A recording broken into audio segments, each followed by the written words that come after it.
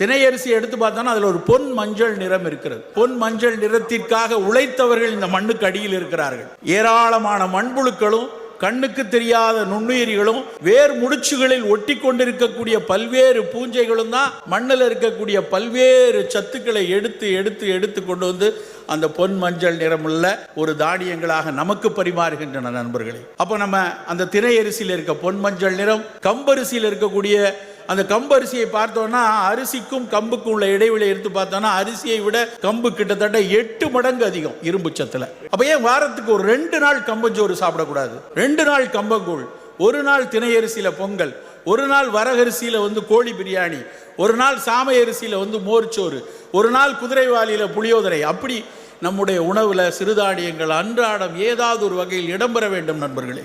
வெறும் லோ கிளைசமிக்கா மட்டும் இல்ல, அவை கிளைசமிக் இண்டெக்ஸ் குறைவா இருக்கிறதோட ஏதாவது ஒரு மருத்துவ குணத்தை ஒரு தானியமும் வச்சிருக்கு.